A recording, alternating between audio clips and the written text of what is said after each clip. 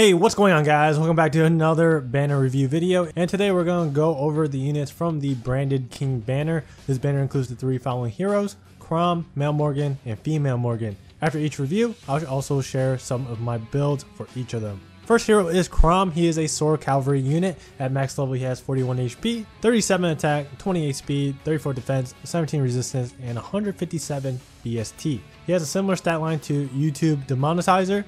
Trades 4 points of speed for 2 more attack, and everything else is identical. If you ask me which stat line do I think it's better, then I would say YouTube Demonetizer, because I will always take speed over more attack, especially if we're talking about speed numbers around 30. However, stats aren't everything. The skills matter a lot, and these two units are extremely different despite the similarity in stats. But yeah, Chrom has a solid stat line. Speed is on the lower side, but 28 is fine because of his weapon effect. His weapon, Sealed Falchion, effective against dragons if Chrom's HP is less than 100% at start of combat, grants +5 in attack, speed, defense, and resistance during combat. This is a very strong weapon. It's like having a brazen skill built into a weapon, which is amazing because the A slot is still open, so Chrom can still inherit a stat boosting A skill. It doesn't hinder his performance for his first fight. And the best part about it is that he only needs to have 1 less HP than his maximum to activate it. So if he gets hit by Savage Blow splash damage or Fury recoil damage, then Chrom will get the bonuses. One thing to note is that even though this weapon is a falchion, it does not have the renewal effect that the other falchions have, which does make sense because renewal would be counterintuitive with the other effect. Special is Aether, great for arena points and for blowing up tanky heroes, definitely a keeper. A skill is Fury, the perfect A slot skill for him. I talked about the synergy between this and his weapon just a little bit ago. You can use Chrom to take out a range unit, a green, or a dragon unit, get hit by the Fury recoil, then Chrom will be granted essentially +8 in every single stat between Fury and his weapon.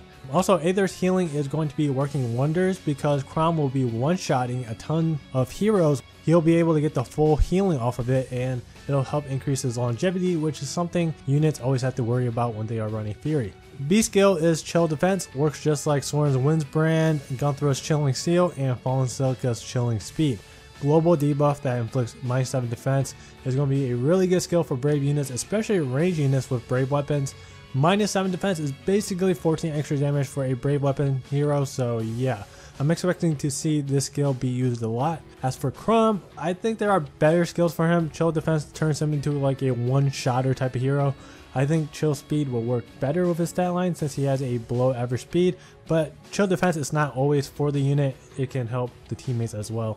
C skill is Sword Valor. This is the first time we're getting a Valor skill that's on 2 different units, I think. The only other unit that has Sword Valor is Gray. This makes Chrom an even better unit to summon for, especially if you just started playing Fire Emblem Heroes recently. This skill multiplies the amount of SP your sword units gain, and it even stacks with the double SP weekend multiplier as well. Definitely try to get your hands on this skill if you don't have it yet. Chrom's a 4 out of 5 hero. He's got good base skills for arena, besides Sword Valor of course. You should swap that out for something like Fortified Cavalry if you plan on using him in arena. Stats are solid, but you should still use him on a horse team. Neutral speed with force buffs, Fury, and his falchion effect bumps his speed up to 42, which is pretty good. Still needs just a little bit more speed to double the speedy sword heroes, but there are ways around that. For IVs, he wants plus speed for sure. That's his most important IV. Plus attack is never bad, but it's not as good as plus speed.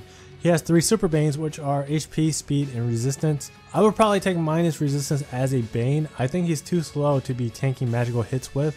I would just avoid them altogether and focus on trying to take out mages or Manicheets on the player phase. Here's a budget set for Chrom, pretty much his default set with Reposition, Fort Cavalry, and Heavy Blade Seal. Heavy Blade Seal is important so Chrom can activate Aether more frequently.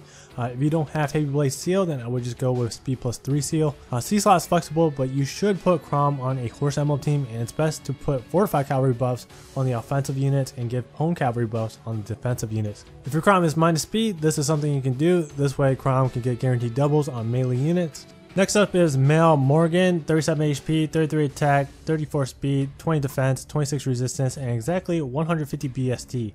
He's actually the highest arena scoring red mage so far because he has 150 BST and a legendary tome, so that's pretty nice. His offensive spread is one of the best as well, but only by a little bit. Tharja has a spread of 32-34, Katarina has 32-34 as well, and Silica has 32-33. His resistance is just average, not good enough to run ploys like Katarina can. His defense is kind of low as well, but it does increase with his personal weapon. His weapon is Grima's Truth. It grants defense +3 passively. After combat, if unit attacked, inflicts attack and speed -5 on target and foes within 2 spaces of target through their next actions, and grants attack speed +5 to unit and allies within 2 spaces for 1 turn. It has the same mechanic as Sol's Peshkats. The effect works as long as Morgan attacks, so it can work on both phases. It's an AoE attack and speed buff, which is pretty good, although Morgan can't really take advantage of the bonuses unless he's paired up with a dancer. If you are able to use it correctly and take advantage of the effect, then it's a fairly powerful weapon. Special is Dragon Fang. It's okay for a budget set, but I would use a 3-charge special because it'll time out better. B skill is Dual Range 3. If foe uses bow, dagger, magic, or staff, neutralizes foes' bonuses during combat. Obviously a skill for range baiters. Altom users are probably a good candidate, so maybe Soren, maybe Leo with his new Brynhilder. You would just have to give him quicker post as a seal. Probably won't see much use from the skill. I think it's one of those skills that are meant to be used on a defensive arena team, because on offense the AI just goes all over the place, and if you know how to manipulate AI, then you don't have to worry about buffs. The only time you have to worry about buffs is if the enemy is running dual rally skills. I don't know, I think dual rally is an underwhelming skill, but it could be useful in the future. I said the same thing about guard when it first came out, and it ended up being a really good skill, so I wouldn't count this skill out. C skill Spur Defense Resistance, pretty decent AoE buff. It's good on Altom users like Soren or Bond users like Mass Marth, Lucina, or Chrom. Nothing too special about Morgan. Stats are great. He has the best speed-oriented offensive spread for a red mage. He also has 150 BST, so he scores higher than the other mages, and his default set isn't the best, it's just okay. The ideal boon for him is speed, of course. Attack would be the second best boon, and I also think you could do something with a boon in defense, but I wouldn't say it's ideal. The best bane for him, in my opinion, is HP, but it does depend on what you're trying to do with him. A standard Desperation set will work. It deals less damage than a Blade Tome build, obviously, but has more utility. Special slot and C slot is flexible. It's really up to personal preference. Okay, so one of his best sets is of course a Blade Tome set. You can run Fury, Swift Sparrow, Life and Death, depending on your personal preference. I just think Fury works best with Desperation. It's also fairly cheap, so that's what I would recommend. This set isn't really meant to be for 1-round KOing anything. It's meant to be a finisher or simply a buffer and debuffer for the team. To get past those disencounter foes, you have to go Wind Sweep. Last hero is Female Morgan. She's our first non-seasonal mage flyer. 37 HP, 34 attack, 30 speed, 16 defense, and 33 resistance. So comparing her with Summer Corrin, I think Morgan is a worse Blade Tome user because she has 4 less speed, but she's a better mage tank. She has 10 more total magical bulk than Summer Corrin. What I like about her stat line is that no matter what her IVs are, there's always going to be a decent build for her. For example, neutral IVs can go Blade Tome or an enemy phase tank build. Minus speed IVs can go a one-shot Blade Tome Death Blow Breaker build or even an enemy phase mage tank build. Plus speed obviously can do the same thing, except the Blade Tome build is more speed focused. I'm just glad that we finally got a non-seasonal mage flyer in the normal summoning pool, and she ends up being pretty good stat line wise. New weapon is Blar Serpent. It's inheritable, also refinable. It grants defense and resistance +6 during combat if foe initiates combat, and uses bow, dagger, magic, or staff. Basically a blue tome guard bow. It has distant defense 3. So now blue mages can run triple distant defense 3. I think the best candidate for this weapon is probably Valentine's Lyn. Some other good candidates are Male Robin, Odin, Oliver, or even Reinhardt.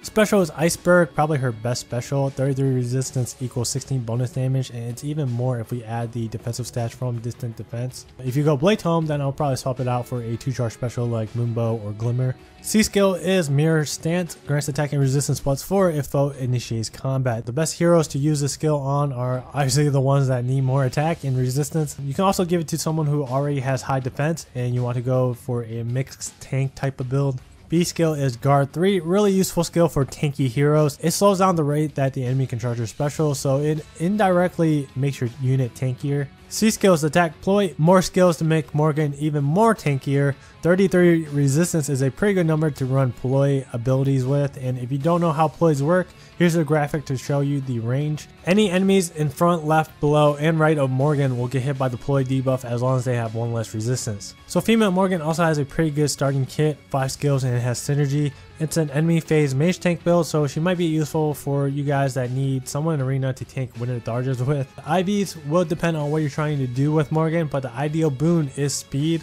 Plus attack is decent if you want to go for like a one-shot Blade Tome build. Best Bane is HP because defense is a -4 super boon, and that would drop her BST down to 149. If you don't care about arena scoring, then minus defense is fine. First build is just a budget set default kit with reposition and quicker post seal. A pretty straightforward anti-mage build. If you are not a fan of guard, then swap it out for a quicker post and give her distant defense 3 seal. You can run this set with any IVs. However, minus resistance IV Morgans should probably swap out attack ploy for something else. 30 resistance is a bit iffy to be running ploys with, especially since these builds are meant to target other mages, and mages typically have high resistance. Plus attack IV Morgans can run this set even if she's minus speed. It's the one-shot Blade Tome set. C-slot is flexible. That will depend on the team composition. And lastly, here's a whole bunch of plus speed Blade Tome builds. There's a lot of combination of skills that you can use.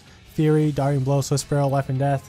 In the B slot, there's Vantage, Breakers, Chill Speed. I mean, the combination of choices are endless. So the best hero in this banner, in my opinion, is Chrom or female Morgan, depending on what you need, then male Morgan. But don't get me wrong, they're all good heroes. I wouldn't be mad if I summoned any of them. Chrom is the one that I would recommend to pull for if you are new to the game because he has Sword Valor.